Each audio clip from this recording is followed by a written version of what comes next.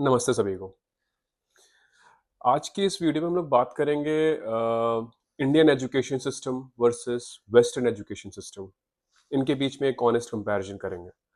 मैंने अपनी पूरी एजुकेशन इंडिया से ली। मैंने बैचलर्स, मास्टर्स, पीएचडी सब कुछ इंडिया से किया। बट पिछले मोर देन 4 इयर्स मैं यूरोप में रह रहा हूँ और मैंने कंपेयर किया कैसे इंडियन एजुकेशन सिस्टम और वेस्टर्न एजुकेशन सिस्टम अलग है। किस टाइप का एजुकेशन सिस्टम किस टाइप के स्टूडेंट्स के लिए है, ये भी बहुत मायने रखता है। क्योंकि कभी कभी क्या होता है, कोई स्टूडेंट बहुत रिजिड है स्पेसिफिक नॉलेज को कवर करने के लिए, बट वो ओपन है प्रैक्टिकल एप्लीकेशन के लिए। उसका थ्योरेटिकल बैकग्राउंड बहुत अच्छा है, बट वो एप्लीकेशन के लिए बहुत अच्छा नहीं है। इस वीडियो में हम लोग ये भी देखेंगे कि इंडियन एजुकेशन सिस्टम के क्या प्रोज हैं, क्या कॉन्स हैं, और वेस्टर्न एजुकेशन सिस्टम के क्या प्रोज हैं और क्या कॉन्स हैं। एक ऑनेस्ट कंपैरिजन के बारे में हम बात करेंगे। वीडियो के अंत में मैं इस बारे में भी बताऊंगा कि किस टाइप के कैंडिडेट्स के लिए किस टाइप का एजुकेशन सिस्टम अच्छा होगा। वो स्टूडेंट अपने आप को समझ सकता है कि मैं इंडियन एजुकेशन सिस्टम के लिए अच्छा हूँ या वेस्टर्न एजुकेशन सिस्टम के लिए अच्छा हूँ। तो चलिए शुरू करते हैं। सबसे पहले बात करते हैं एजुकेशन फिलॉसफी और लर्निंग अप्रोच के बारे में। इंडिया में एजुकेशन फिलॉसफी थोड़ी टीचर सेंट्रिक है।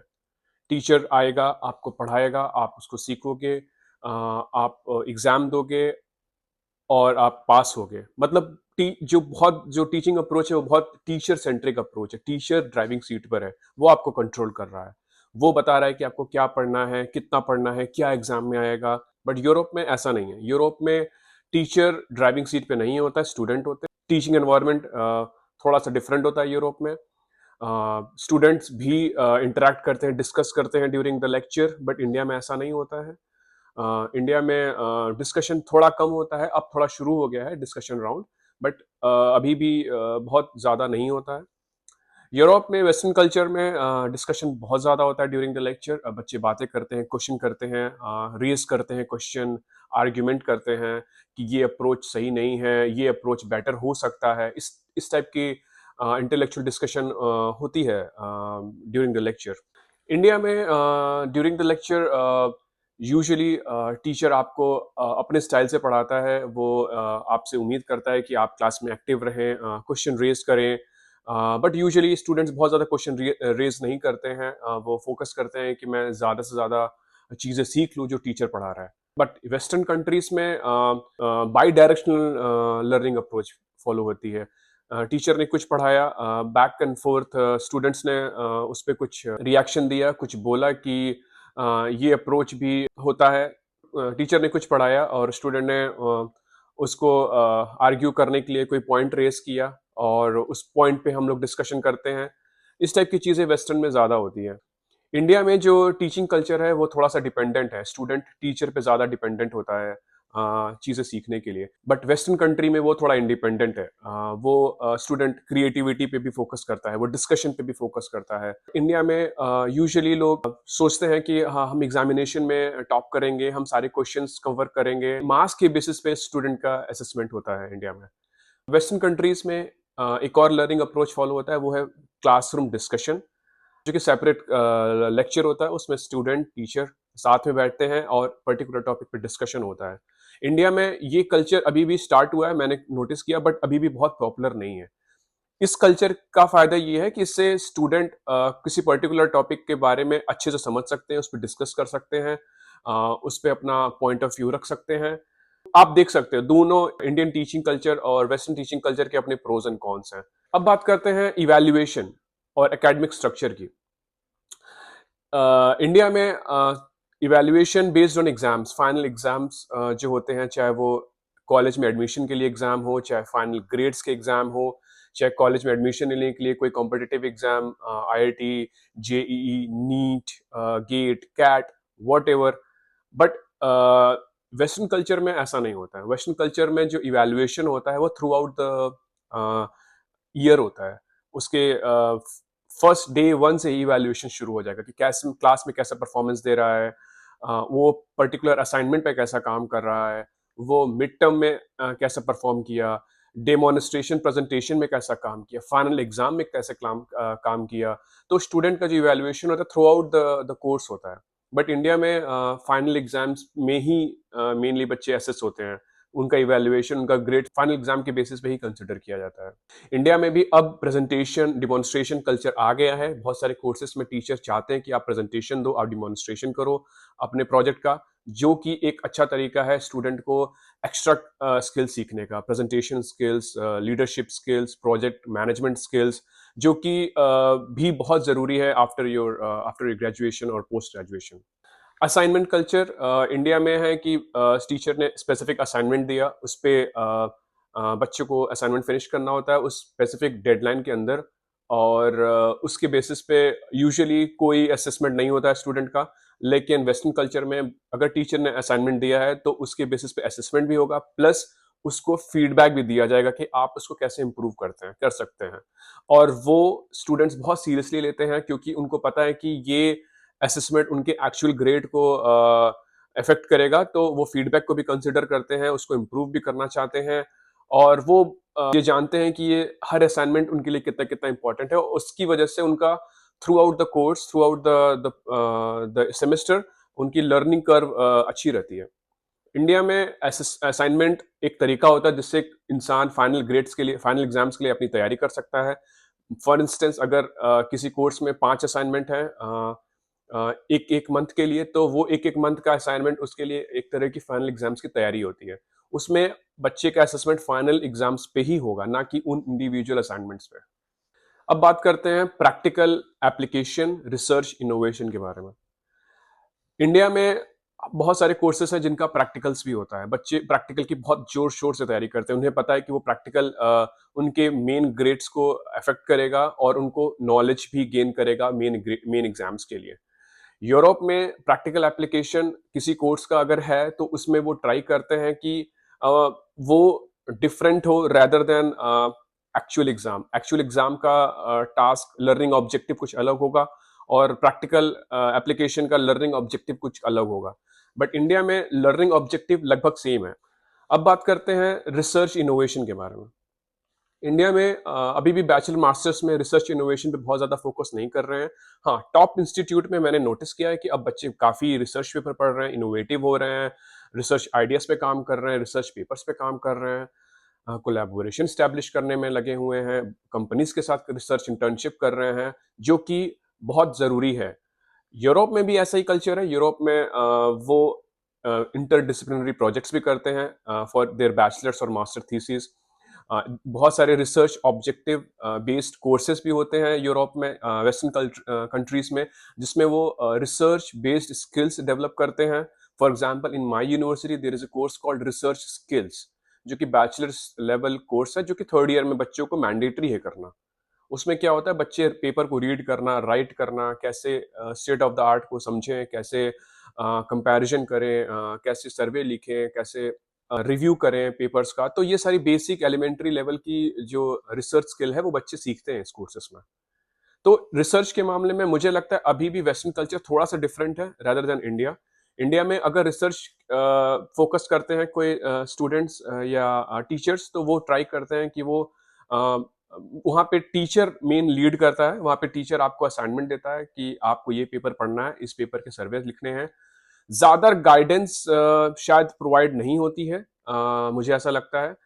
वहाँ पे स्टूडेंट से ज़्यादा इंडिपेंडेंस मांगा जाता है कि तुम थोड़े इंडिपेंडेंट हो इस प्रोजेक्ट को करने के लिए, या इस रिसर्च असाइनमेंट को कंप्लीट करने के लिए। वेस्टर्न कल्चर्स, वेस्टर्न में भी लड़के स्टूडेंट्स इंडिपेंडेंट होते हैं, बट उनको कंटिन्यूअस गाइड किया जाता है कि आपको फिलहाल अभी पेपर्स को कलेक्ट करने हैं इस पर्टिकुलर टॉपिक्स के बारे में, उनके बेसिस पे आपको रिसर्च क्वेश्चंस लिखनी है। तो वो स्टेप बाय स्टेप एक गाइडेंस होती है। यहाँ पे थोड़ा सा टीचर का इन्वॉल्वमेंट मुझे लगता है वेस्टर्न कंट्रीज में ज़्यादा है स्टार्ट में। इंडिया में बच्चे शुरू से थोड़े से इंडिपेंडेंट हो जाते हैं रिसर्च को लेके, अगर वो रिसर्च कर रहे हैं तो। एक ये डिफरेंस मैंने नोटिस किया। इंडिया में एक्चुअली बच्चों को बचपन से ही बहुत सारे बुक्स पढ़ने का, उनकी लॉन्ग टर्म हैबिट होती है बुक्स को पढ़ने का और इंडिपेंडेंट वर्क करने का। ये वेस्टर्न कंट्रीज में ऐसा नहीं होता है। बच्चे बहुत ज़्यादा थॉरली बुक्स वगैरह नहीं पढ़ते हैं, थ्योरेटिकल फाउंडेशन बिल्ड नहीं करते हैं। इंडिया में बच्चों का थ्योरेटिकल फाउंडेशन बिल्ड हो जाता है क्योंकि वो बहुत ज़्यादा टाइम स्पेंड करते हैं बुक्स पे, अपने असाइनमेंट पे, सीरियसली लेते हैं उनको। वेस्टर्न कंट्रीज में प्रैक्टिकल अप्रोच पे ज़्यादा फोकस करते हैं स्टूडेंट कि हम कैसे प्रैक्टिकली चीज़ों को सीख सकें। तो इसी चीज़ों को देखते हुए अगर आप पैटर्न कोई नोटिस करो कि बहुत सारे इंडियंस जो कि टॉप कंपनीज के टॉप पोजीशंस पे होते हैं क्योंकि इंडिपेंडेंट एनालिटिकल थॉट वो डेवलप कर लेते हैं।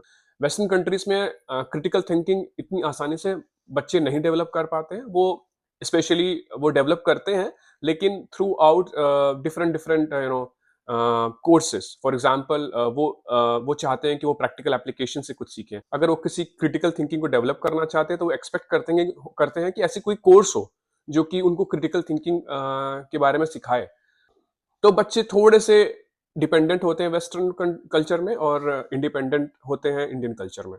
थोड़ी सी रिसर्च के बारे में और बात करते हैं। इंडिया में रिसर्च में बहुत सारे बॉटलनेक सिचुएशन होती है, ब्यूरोक्रेसी भी होती है जिसकी वजह से रिसर्च उतनी अच्छी नहीं कर पाते बच्चे। हाँ, ऑफ कोर्स फंडिंग इश्यूज भी होता है। वेस्टर्न कल्चर्स में ऐसा नहीं है। वेस्टर्न में ब्यूरोक्रेसी कम इन्वॉल्व होती है, फंडिंग बहुत ज़्यादा होती है। ऑफ कोर्स ये डिपेंड करता है यूनिवर्सिटी पे भी और कंट्री पे भी, बट यूजुअली यही केस होता है कि फंडिंग इन्वॉल्व है, फंडिंग अच्छी है, ब्यूरोक्रेसी नहीं है, तो बच्चे रिसर्च में ज़्यादा फोकस कर लेते हैं इंडिया के कंपैरिजन। इंडिया में रिसर्च का बैकग्राउंड मास्टर बैचलर लेवल पे उतना ज़्यादा नहीं देते। टॉप यूनिवर्सिटीज़ में अब रिसर्च कल्चर आ रहा है। प्रोफेसर्स अपने स्टूडेंट को रिसर्च के लिए फोकस कर रहे हैं, पुश कर रहे हैं, जो कि बहुत अच्छी चीज़ है इंडियन इनोवेशन के लिए। अब बात करते हैं कॉलेज कल्चर और स्टूडेंट इंडिपेंडेंस। इंडिया में बच्चा जब तक जॉब नहीं करता तब तक फैमिली से कनेक्टेड रहता है, फाइनेंशियल डिपेंडेंट रहता है फैमिली पे। वेस्टर्न कंट्रीज में ऐसा नहीं है। वेस्टर्न कंट्रीज में आपको 18-19 ईयर के बाद आपको फैमिली से अलग हो जाना होता है। आप अपना पार्ट टाइम जॉब करते हो। यहाँ पे ऑलमोस्ट हर बच्चा यूरोप में, यूएस में, यूके में हर बच्चा 18 साल के बाद अपना पार्ट टाइम जॉब करता है, अपनी इंटर्नशिप करता है, वही उसका अर्निंग होता है। हाँ, ऑफ कोर्स पेरेंट्स होते हैं जो उसको फाइनेंशियल सपोर्ट करते हैं, बट वो अपने फाइनेंशियल एक्सपेंडिचर को खुद से कवर करता है। इंडिया में जब तक बच्चे की जॉब नहीं लगती तब तक वो फैमिली उसको सपोर्ट करती है, उसके एजुकेशन के लिए, उसके मंथली एक्सपेंडिचर के लिए। Bachelor programs, master program India में प्राइवेट कॉलेजेस में भी और गवर्नमेंट कॉलेज में भी बहुत एक्सपेंसिव नहीं होते हैं। यूरोप में ये फ्री होते हैं। यूरोप में उनके सिटीजन्स के लिए ये फ्री होते हैं। वेस्टर्न कंट्रीज में ट्यूशन फीस बहुत ज़्यादा होता है। यूएस में, यूके में फीस बहुत ज़्यादा होती है। इंडिया में सिग्निफिकेंटली इतनी ज़्यादा फीस नहीं होती है। ऑफ कोर्स इस पे भी डिपेंड करता है कि स्टूडेंट का फाइनेंशियल बैकग्राउंड कैसा है। इंडिया में एक्चुअली लोन कल्चर बहुत पॉपुलर नहीं है। यूजुअली अगर फीस बहुत ज़्यादा नहीं है गवर्नमेंट कॉलेजेस की या फिर प्राइवेट कॉलेजेस की, तो पेरेंट्स चाहते हैं कि उसको अपनी तरफ से कवर कर लें। वेस्टर्न कंट्रीज में ऐसा नहीं होता है। वेस्टर्न कंट्रीज में मैक्सिमम बच्चे जो फीस पे करते हैं इंस्टीट्यूट को, वो लोन से पे करते हैं और यूजुअली वो लोन अपने पार्ट टाइम जॉब या फिर आगे चल के जो वो जॉब करेंगे उससे वो कवर करते हैं। इंडिया में अभी पार्ट टाइम जॉब का कल्चर नहीं है। स्टूडेंट अगर फोकस कर रहा है अपने बैचलर्स पे, मास्टर्स पे, तो वो फुल टाइम अपने कॉलेज पे ही फोकस करता है। यूरोप में ऐसा नहीं है। यूरोप में बच्चे पार्ट टाइम जॉब भी करते हैं अपने फुल टाइम बैचलर्स मास्टर के साथ। कुछ कुछ बच्चे तो फुल टाइम जॉब भी करते हैं, वो मास्टर्स को 2 साल की जगह 3 साल में कवर करते हैं। तो फाइनेंशियल बच्चे यहाँ पे इंडिपेंडेंट होते हैं वेस्टर्न कंट्रीज में। इंडिया में फाइनेंशियल डिपेंडेंसी होती है। स्टूडेंट्स अपना एक्सपेंडिचर खुद से नहीं उठाते, पेरेंट्स या फैमिली ही उनको सपोर्ट करती है उस केस में। थोड़ी सी कैंपस लाइफ के बारे में बात करते हैं। कैंपस लाइफ इंडिया में इंडिया में भी कैंपस लाइफ में बच्चे ज़्यादातर फोकस अपने कोर्स पे करते हैं, अपने बैचलर्स मास्टर्स पे ही करते हैं। वो वेस्टर्न कंट्रीज में कैंपस लाइफ बहुत अलग होती है। बहुत सारे क्लब्स होते हैं। फॉर एग्जांपल सोशल क्लब्स होता है, स्पोर्ट्स क्लब होता है, कोडिंग क्लब्स होते हैं, कल्चरल क्लब्स होते हैं, बहुत सारे क्लब्स होते हैं। इवन स्पोर्ट्स के भी डिफरेंट डिफरेंट क्लब्स होते हैं। हॉकी क्लब अलग होता है, फुटबॉल क्लब अलग होता है। वेस्टर्न कंट्रीज में क्लब्स, बहुत सारे क्लब्स होते हैं जिसमें बहुत सारे स्टूडेंट्स पार्टिसिपेट करते हैं। ऑलमोस्ट हर स्टूडेंट्स का मेंबर होता है। इंडिया में भी क्लब्स होते हैं, बट मुझे नहीं लगता कि बहुत सारे इंस्टीट्यूट्स में इतने सारे क्लब्स होते हैं। बच्चे ज्यादातर फोकस अपने स्टडी पे करते हैं, ज्यादातर फोकस अपने पढ़ाई पे करते हैं। कल्चरल क्लब्स होते हैं इंडिया में यूजुअली। आजकल सभी इंस्टीट्यूट में कल्चरल क्लब्स हैं। जो कि कल्चरल इवेंट्स ऑर्गेनाइज करते हैं, बट क्लब्स का कल्चर अभी इंडिया में इतना पॉपुलर नहीं है। स्पोर्ट्स की बात करें इंस्टीट्यूट में, तो यहाँ पे बच्चों को एनकरेज करते हैं स्पोर्ट्स के लिए, बहुत ज़्यादा वो पार्टिसिपेट करते हैं। वेस्टर्न कंट्रीज में कॉलेज के स्टूडेंट्स इंटरनेशनल लेवल पे पार्टिसिपेट करते हैं। इंडिया में बच्चे अभी भी हैं अच्छे, बहुत अच्छे स्पोर्ट्स में बहुत अच्छे होते हैं स्पोर्ट्स में, बट यूनिवर्सिटी या फिर ऑर्गेनाइजेशन स्पोर्ट्स को इतना एम्फेसाइज नहीं कर रही है अभी। हाँ, मैंने कुछ कुछ आईआईटीज देखी, कुछ अच्छी यूनिवर्सिटीज देखी जो कि अब थोड़ा सा एनकरेज कर रहे हैं स्टूडेंट को पार्टिसिपेट करने के लिए स्पोर्ट्स में। बट ये एक डिफरेंस जो मैंने नोटिस किया यहाँ पे है। वेस्टर्न कंट्रीज में पॉलिटिकल पार्टीज भी इन्वॉल्व होती हैं। वेस्टर्न कंट्रीज में स्टूडेंट यूनियन भी होता है। स्टूडेंट यूनियन स्टूडेंट के बारे में फोकस करता है कि स्टूडेंट्स की सारी प्रॉब्लम्स के बारे में, उसका एजुकेशन के बारे में, उसकी वर्क लाइफ बैलेंस के बारे में, उसके मेंटल हेल्थ के बारे में, सारी चीज़ों को कवर करता है, सारी चीज़ों पे ध्यान रखता है स्टूडेंट यूनियन। स्टूडेंट यूनियन एक इंडिपेंडेंट बॉडी होती है वेस्टर्न यूनिवर्सिटीज़ में, जो कि बच्चों के सारे राइट्स पे फोकस करती है कि बच्चे की राइट्स उसे मिल रही हैं कि नहीं। इंडिया में स्टूडेंट यूनियन बहुत स्ट्रांग नहीं है यूनिवर्सिटीज़ में। कुछ-कुछ यूनिवर्सिटीज़ में ऑफ कोर्स पॉलिटिकल पार्टीज़ होती हैं जो कि स्टूडेंट्स के राइट को फोकस करती हैं, बट ये सारे यूनिवर्सिटीज़ में नहीं होती हैं, ज़्यादातर यूनिवर्सिटीज़ में नहीं होती हैं। अब बात करते हैं कॉलेज एडमिशन कॉम्पिटिशन के बारे में। यूजुअली इंडियन यूनिवर्सिटीज़ बहुत कॉम्पिटिटिव होते हैं। फॉर इंस्टेंस अगर आप आईआईटीज़ में पढ़ना चाहते हो, 1.5 मिलियन टू 2 मिलियन स्टूडेंट्स आप कॉम्पिटिशन करते हो आईआईटीज़ में एडमिशन के लिए। या फिर अगर आप नीट के लिए देते हो तो भी आपका competition almost 2 million 2.5 million student के साथ रहता है। यूरोप में भी कंपटीशन होता है बट इतना ज़्यादा नहीं होता है। यूरोप में कंट्री का इकोसिस्टम ऐसा है कि बच्चों को सीट मिल जाती है वहाँ पे, और बच्चे अपने स्टैंडर्ड के हिसाब से, अपने नॉलेज लेवल के हिसाब से यूनिवर्सिटीज़ को सेलेक्ट कर लेते हैं। ऑफ कोर्स टॉप यूनिवर्सिटी में एडमिशन अभी भी बहुत हार्ड होता है, क्योंकि टॉप यूनिवर्सिटीज़ में कुछ सीटें इंटरनेशनल स्टूडेंट्स के लिए फिक्स की जाती हैं कि फॉर इंस्टेंस अगर यूनिवर्सिटीज़ में 1000 सीट्स हैं, तो 10% 20% इंटरनेशनल स्टूडेंट्स के लिए फिक्स कर दी जाएगी। रेस्ट ऑफ द 80-90% कंट्री के स्टूडेंट्स रहेंगे। वेस्टर्न कंट्रीज के यूनिवर्सिटीज़ में एक्सपोजर ज़्यादा मिलता है। यूनिवर्सिटीज़ में बहुत सारे कंपनीज हमेशा विजिट करती हैं, अपना वर्कशॉप देती हैं, अपना प्रेजेंटेशन देती हैं, अपने टूल के बारे में बात करती हैं। कंपनी को एक्सपैंड करने के लिए वहाँ से रिसर्च इंटर्न हायर करने के लिए हमेशा आती रहती हैं। और बच्चे सेकेंड ईयर से ही कंपनीज को ट्राई करते हैं कि कंपनीज के साथ कोलैबोरेट कर सकें, कंपनी में जॉब कर सकें, इंटर्नशिप कर सकें। तो यूजुअली बच्चे इंटर्नशिप करते करते ही अपना एजुकेशन पूरा करते हैं वेस्टर्न कंट्रीज में। इंडिया में अभी भी स्टार्ट हुआ है, मैंने नोटिस किया कि साउथ के बैंगलोर सिटी में, मुंबई में, दिल्ली में बहुत सारी बड़ी सिटीज में जो इंस्टीट्यूट्स हैं वो भी ऐसा कर रही है, बट यूजुअली ये बहुत पॉपुलर नहीं है। कंपनीज आती हैं इंडिया में बट वो प्लेसमेंट के लिए आती हैं या फिर इंटर्नशिप के लिए आती हैं, बट उनका सिलेक्शन क्राइटेरिया बहुत कम होता है।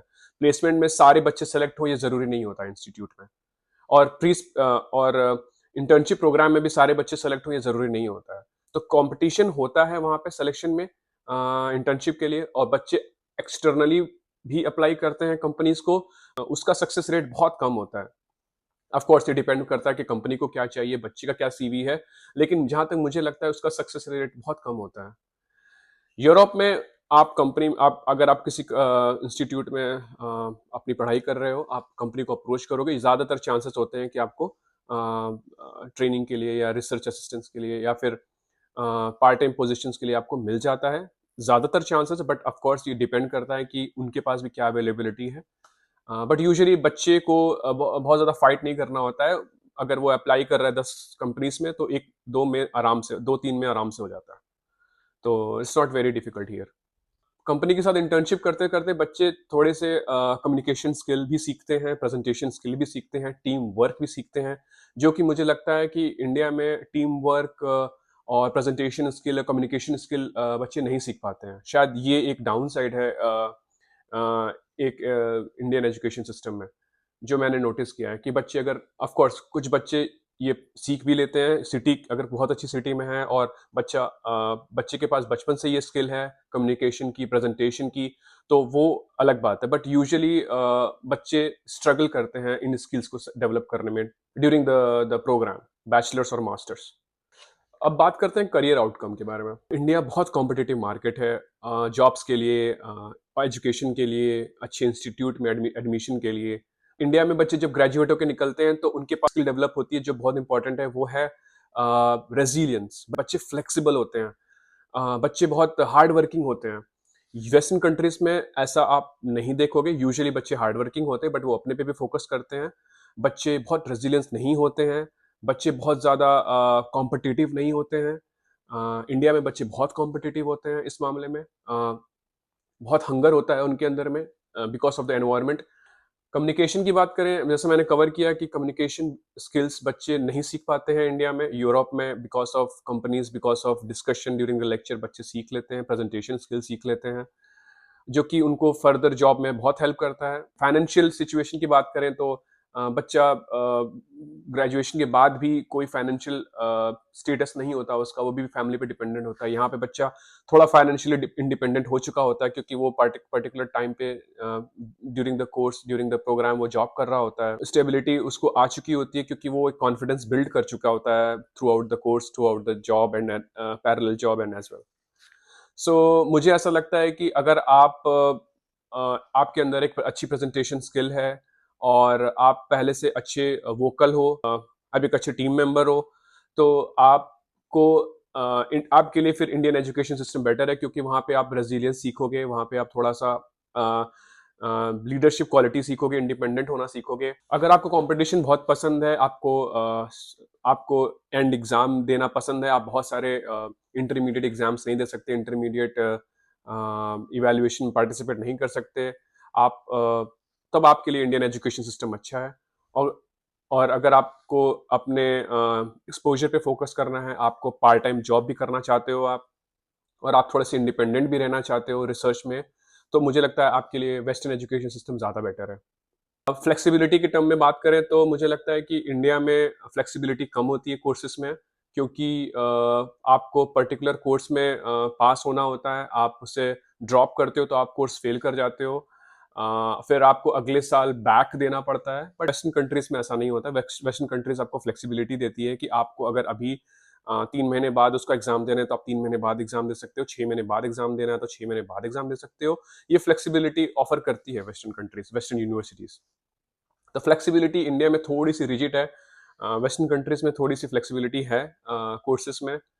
एक्सप्लोरेशन के बारे में बात करें तो इंडिया में एक्सप्लोर करने को बहुत ज़्यादा ऑफर नहीं होता है क्योंकि आपको पर्टिकुलर स्ट्रक्चर्ड कोर्स को फॉलो करना होता है।